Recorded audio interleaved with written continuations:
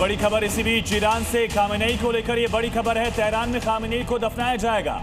Tehran की मस्जिद में दफनाया जाएगा खामेनेई को। इस वक्त की बड़ी खबर आपको बता रहे हैं, तेहरान की मस्जिद में खामेनेई को दफनाया जाएगा। बड़ा अपडेट इस वक्त का ईरान से खामेनेई को लेकर। जी न्यूज पर एक्सक्लूसिव ये जो तस्वीर हम आपको दिखा रहे हैं, ये उसी मस्जिद की है जिसमें कहा जा रहा है कि खामेनेई को दफनाया जाएगा। ये बड़ी और अहम खबर है। हालांकि अब तक दूसरे धार्मिक शहरों को लेकर चर्चाएं चल रही थी, बशत को लेकर भी जिक्र था, लेकिन अब ये बदलाव दिख रहा है। अश्विनी सर, तेहरान रिलीजियसली उतना इंपॉर्टेंट नहीं जितना बाकी शहर हैं। तेहरान में उनकी ग्रेवयार्ड बनाना या उनको दफन करने के पीछे क्या रीजंस हो सकते हैं? इसका ये रीजन होता है कि लॉजिस्टिक सप्लाई बढ़ाएगी। लड़ाई के अंदर है ईरान, वो फोकस करना चाहता लड़ाई में। अगर उनको लेके जाएंगे जहां पर उनके एंसेस्टर प्लेस है, जहां उनका बर्थ हुआ था, वहां पर ऐसा लगता है कि अभी ईरान नहीं चाहता, क्योंकि ईरान लड़ाई के अंदर है। तो मुझे लगता है ये सोच समझ के किया गया है कि इस जो उसके अंतिम संस्कार जो है उसके ऊपर ज्यादा फोकस ना किया जाए, लड़ाई पे। देखो ऐसे ईरान और ज्यादा फोकस सिर्फ युद्ध पर दिखना चाहता है। वो खामेनेई की विरासत लेगेसी को तो कैरी ऑन करेगा, लेकिन युद्ध में पूरी ताकत के साथ लड़ेगा, जैसा हमारे खास मेहमान लगातार जिक्र कर रहे हैं। ब्रेकिंग न्यूज इस वक्त की, लंबी दूरी की प्रिसीजन मिसाइल बरसी है और सैन्य इतिहास में पहली बार इस मिसाइल का इस्तेमाल किया गया है। बड़ी खबर आपको बता रहे हैं, लंबी दूरी की मिसाइल से हमला किया गया है। प्रिसीजन मिसाइल बरसाई गई है। लगातार दिनेश सर मेरे साथ बने हुए हैं। दिनेश सर, ये प्रिसीजन मिसाइल के बारे में बताइएगा, और पहली बार इसका इस्तेमाल किया जा रहा है।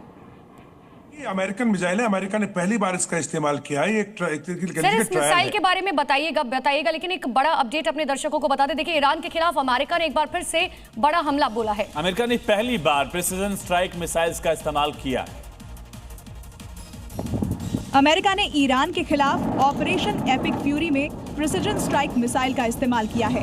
ये पहला मौका है जब अमेरिका ने किसी हमले में इस मिसाइल को लॉन्च किया है। हालांकि अमेरिका ने आधिकारिक रूप से इसकी पुष्टि नहीं की है, लेकिन इसकी जानकारी सेंटकॉम फुटेज से हुई है। बता दें कि देर रात से ही अमेरिका और इजराइल ईरान पर ताबड़तोड़ बम बरसा रहा है। सबसे ज्यादा तबाही ईरान की राजधानी तेहरान में देखी गई, जहां एक साथ कई धमाकों, आग के गोलों और धुएं के गुब्बार से पूरा शहर दहल गया। तो प्रिसीजन मिसाइल के बारे में चर्चा हम कर रहे थे। दिनेश सर, इस मिसाइल के बारे में बताइएगा, और इतिहास में पहली बार इसका इस्तेमाल किया गया है। देखिए, ये जो है मीडियम रेंज की मिसाइल है, जो कि अमेरिका ने जो है बनाया है इसको, और कल रात से इस्तेमाल की जा रही है। बेसिक एम इसको इस्तेमाल करने का ये है कि इसकी जो अटैक करने की काबिलियत है वो पिन पॉइंट है बिल्कुल। और अभी तक जो है इजराइल और अमेरिका ने जो भी अटैक किए हैं ईरान के ऊपर, बेसिकली वो तो या तो IRGC ईरान रिवोल्यूशनरी गार्ड के जो सेंटर्स हैं उस पर किए हैं। जैसे कल रात इन्होंने ईरान रिवोल्यूशनरी गार्ड का एक जो अलग से सेना है, बतीज फोर्स करके, उसके हेडक्वार्टर को उड़ाया। और बाकी इनके जो इंफ्रास्ट्रक्चर है, चाहे वो न्यूक्लियर हैं, चाहे इनके कमांड सेंटर्स हैं, रडार्स हैं, लॉन्चर्स हैं, मिसाइल लॉन्चर्स हैं, इन पे अटैक किया जा रहा है। सिविलियंस के ऊपर अटैक नहीं कर रहे। लेकिन ईरान जो है उसने बेतहाशा जो है बम्बार्डमेंट की है, चाहे वो तेल अवीव हो और चाहे वो अरब के जितने भी देश हैं। अब इस वॉर का मोटिव क्या रह गया? क्या रिजीम चेंज जैसा कुछ पॉसिबल है? अभी ये नजदीक दिखता है ऐसा कुछ जो यूएस की तरफ से लगता है मोटिव?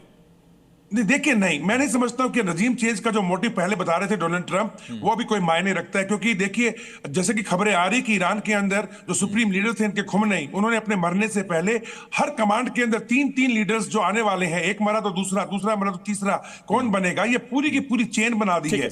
और इसी कारण क्या रह गया फिर? मोटिव क्या है जो इस कदर मिसाइल स्ट्राइक्स हम देख रहे हैं, एयर स्ट्राइक्स हम देख रहे हैं, इसका मोटिव क्या है फिर?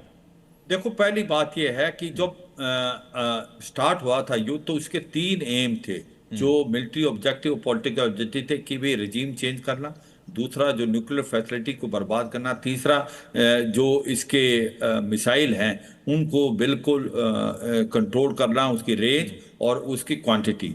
और तो अगर आप देखें जैसे जैसे लड़ाई बढ़ी है उनको अब ये लगा है कि आयतुल्लाह अल खमैनी मरने के बाद हो सकता है वहां ईरान घुटनों जी। पर आ जाए, ऐसा नहीं हुआ। अब बात आती क्या बूट्स ऑन ग्राउंड कर सकता है अगर रिजीम चेंज करनी है अमेरिका ने?